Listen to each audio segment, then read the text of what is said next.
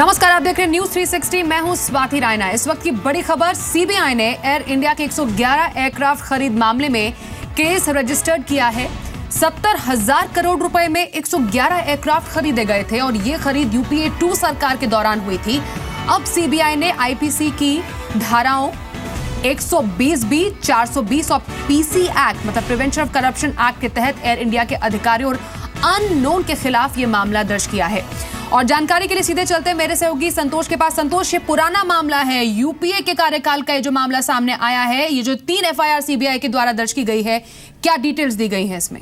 देखिए, यूपीए के टाइम काल का मामला है जिसको कि बाद में सुप्रीम कोर्ट में भी ये मामला गया था। सुप्रीम कोर्ट के निर्देश पर सीबीआई ने इस मामले में जांच शुरू की थी और उसके बाद आज सीबीआई ने एक एक करके 3 एफआईआर दर्ज किए हैं और साथ में एक प्रिलिमिनरी इंक्वायरी, प्रारंभिक जांच भी इसमें शुरू कर दी गई है। कुल मिलाकर जो पहली 3 एफआईआर है उसमें से पहली जो एफआईआर है वो 111 एयरक्राफ्ट को 70,000 करोड़ रुपए में खरीद का मामला था और इसमें दूसरी जो एफआईआर है उसमें एयर इंडिया के एयरक्राफ्ट को दूसरी प्राइवेट कंपनियों को लीज पर देने की जो बात थी का जो मामला था वो मामला है। और वहीं तीसरी जो एफआईआर है उसमें जो रूट्स हैं, प्रॉफिट मेकिंग रूट्स हैं, जो प्रॉफिट मेकिंग टाइम्स थे, इन टाइम्स को प्राइवेट कंपनियों को जो देने का मामला था। तो कुल मिलाकर 3 एफआईआर और पहले 2 एफआईआर में अगर आप देखें तो एम्पावर कमेटी की तरफ उंगलियां उठेंगी और दूसरे एफआईआर में सिविल एविएशन मिनिस्टर की तरफ उंगलियां उठेंगी।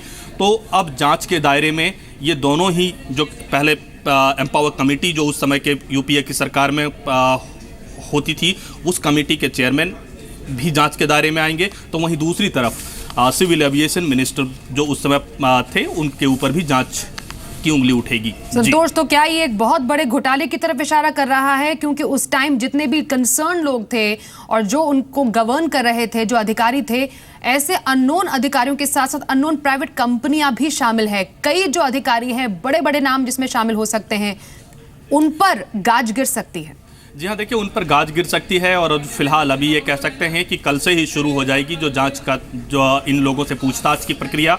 और इनमें से कुछ प्राइवेट कंपनियों को भी बुलाया जाएगा जिनको इस केस की वजह से जो फ़ायदा हुआ है, इन मामलों की वजह से जिनको फ़ायदा हुआ है। और साथ ही एयर इंडिया और इंडियन एयरलाइंस को मर्ज करने के मामले में भी सीबीआई ने एक प्रारंभिक जांच शुरू कर दी है और इसमें यह माना गया है कि हज़ारों करोड़ रुपए का लॉस हुआ है। जो एसेट्स थे उनके वैल्यूएशन अच्छे तरीके से नहीं हुआ।